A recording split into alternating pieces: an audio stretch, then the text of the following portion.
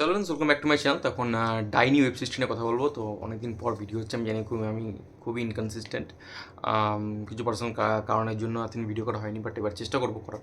যাই হোক, এবার হইচইর যে নতুন সিরিজটা রিলিজ করেছে, যেটার নাম হলো ডাইনি, যেটা হোলির দিনে রিলিজ করেছে, এবং সিরিজটা দেখলাম। সিরিজটা কেমন লাগলো সেটা নিয়ে কথা বলবো। তো এই যে ডাইনি, এই যে সিরিজটা যে এসছে, এই ডাইনি যে প্রথা, এই যে উইচ হান্টিংয়ের যে ব্যাপারটা, এটা পশ্চিমবঙ্গ তথা পুরো ভারতবর্ষের, বিশেষ করে পশ্চিমবঙ্গ থেকে আমি গ্রাম বাংলা সাইডে বলবো, এই যে প্রথাটা, এটা কিন্তু এখনও পর্যন্ত রয়েছে, এটা কিন্তু এখনও পর্যন্ত এক্সিস্ট করে। তো কেউ কিন্তু ভাববেন না যে 2025-এ দাঁড়িয়ে এই সিরিজটা কিন্তু রেলিভেন্ট নয়। এটা কিন্তু ডেফিনেটলি রেলিভেন্ট একটা সিরিজ, বিকজ এই ধরনের জিনিসপত্র, উইচ হান্টিংয়ের জিনিসপত্র, ডাইনি প্রথা, এরকম আরও অনেক কুসংস্কার কিন্তু গ্রাম বাংলার দিকে এখনও কিন্তু রয়েছে। তো সিরিজটা দেখতে গেলে এই যে টপিকটা তারা চুজ করেছে, নির্ঝর মিত্র এবং তার টিম, যে টপিকটা তারা চুজ করেছে, তারা যে গল্পটা বলতে চাইছে, সেটা কিন্তু আজকালকার দিনে খুব রেলিভেন্ট এবং খুব দরকারি একটা গল্প। এটা কিন্তু আমাদের শহর মানে মানে শহরের দিকের লোকেদের, অনেকে যারা জানে না তাদের কিন্তু জানা উচিত, এবং এই জিনিসটার বিরুদ্ধে একটা হওয়া উচিত। তো ডেফিনেটলি এটা যে এটা ফার্স্ট যেটা আমি পজিটিভ পয়েন্ট বলবো, যে এটা কিন্তু যে গল্পটা তারা চুজ করেছে নির্ঝর মিত্র এবং তার টিম, যে ডাইনি প্রথাকে নিয়ে যে গল্পটা, সেটা কিন্তু তারা বেশ একটা ভালো গল্প চুজ করেছে। এবার এই সিস্টেমে যদি গল্পটার কথা বলি, মানে যে কী গল্প এটা, সেটা হচ্ছে যে লতা এবং পাতা দুই বোন আছে। এবার মিমি চক্রবর্তী যে ক্যারেক্টারটা, সে তার বোনকে, সে বিদেশ থেকে কলকাতায় ফিরছে, এবং সম্পত্তির জন্য, এবার সম্পত্তির জন্য থাকতে গেলে তাকে এবং তার বোন দুজনকে একসাথে থাকতে হবে। এবার সে তার বোনকে খুঁজতে যাচ্ছে, এবং তার বোন কিন্তু পড়ে গেছে একটা বিপদ। কী বিপদের কী বৃত্তান্ত, সেটা আপনাকে সৃষ্টি দেখতে হবে। এবার কীভাবে সে তার বোনকে বাঁচাচ্ছে, বা আদৌ কি বাঁচাতে পারছে কি পারছে না, এবং তার বোনের বিপদের কারণটা কী, ওভারঅল জানতে গেলে আপনাকে এই ডাইনি বলে সিরিজটা দেখে নিতে হবে। মোটামুটি 2 ঘন্টা থেকে 2.5 ঘন্টা মতো সিরিজটার রান টাইম হবে, ওভারঅল আমি এপিসোডগুলো যদি কাউন্ট করে বলি অ্যাভারেজ। তো আপনি কিন্তু মানে ওয়ান গোতে এই সিরিজটা কিন্তু দেখে নিতে পারবেন। তো এটা যে ফার্স্ট পয়েন্ট যেটা আমি বললাম, নেগেটিভ পজিটিভ পয়েন্ট, যে এটার কিন্তু গল্পর যে মানে প্লটটা, এর যে বিষয়বস্তু গল্পটা, সেটা কিন্তু বেশ ভালো। এবার সেকেন্ড পয়েন্ট আমি যেটা বলবো এই গল্প, এই ডাইনি ওয়েব সিরিজটা, সেটা হচ্ছে এর যে স্ক্রিন প্লেটা, এর যে গল্প বলার যে ধরনটাই, নির্ঝর মিত্র যেভাবে গল্পটাকে বলেছে, যে স্ক্রিন প্লে ফর্ম্যাটটাকে ফলো করেছে, সেটা কিন্তু বেশ এঙ্গেজিং একটা স্ক্রিন প্লে ফর্ম্যাট, এবং গল্পটা আপনাকে কিন্তু বেঁধে রাখে। আপনাকে কিন্তু মানে আপনি যখন যদি দেখতে বসেন, আপনি কিন্তু গল্পটাকে একদম মানে সিরিজটাকে শেষ করে উঠবেন, এটা আমি কিন্তু গ্যারান্টি দিয়ে বলতে পারি।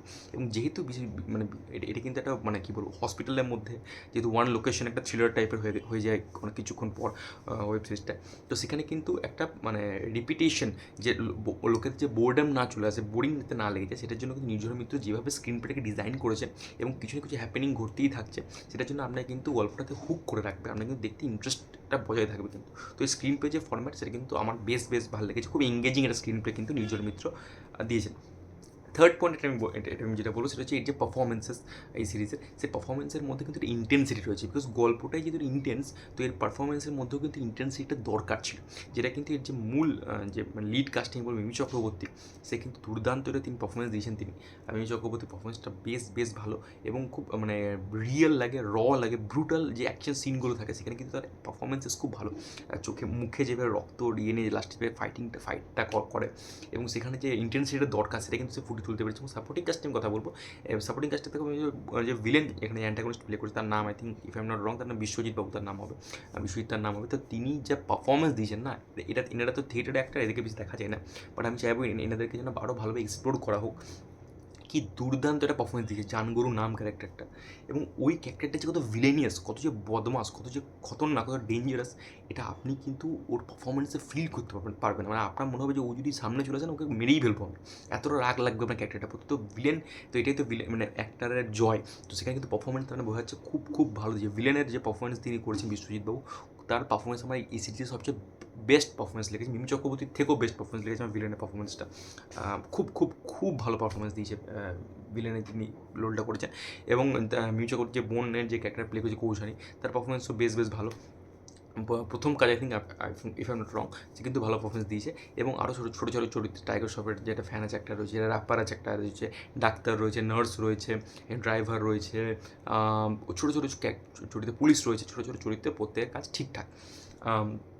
আরেকটা পজিটিভ পয়েন্ট আমি যেটা বলবো, এটার মানে ওভারঅল যে মানে প্রথম মানে যখন লাস্টে যে ক্লাইম্যাক্সটা থাকে, সেখানে যে অ্যাকশন সিনটা যে ডিজাইন করেছে, আমি হইচইয়ের কাজ বেশি, বাংলার বাজেট ওয়েব সিরিজে বা এটা বেশি বাজেট ইনভলভ করা সম্ভব নয়।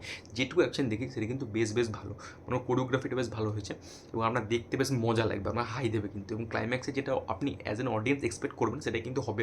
মানে মানে আমি বলতে চাইছেন যে প্রেডিক্টেবল ব্যাপারটা, আমি বলতে চাই জিনিসটা আমি দেখে স্যাটিসফাইডটা এক্সপিরিয়েন্স হবে। ক্লাইম্যাক্সে যেটা ঘটে সেটা দেখলে আমরা স্যাটিসফাই এক্সপিরিয়েন্স হবে। এবং এর যে ব্যাকগ্রাউন্ড মিউজিকের কাজ হয়েছে ওভারঅল, সেটা কিন্তু ঠিকঠাক, বাট ক্লাইম্যাক্সের দিকে যে ব্যাকগ্রাউন্ড মিউজিকের কাজটা হয়েছে সেটা কিন্তু আরও বেটার হওয়া উচিত ছিল বলে আমার মনে হয়েছে। সেটা আরও একটু বেটার হলে আর একটু ভালো হতো।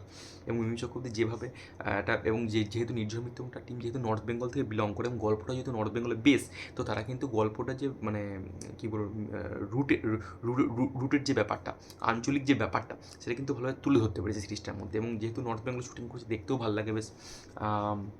তো সেটা কিন্তু আমার বেশ ভালো লেগেছে।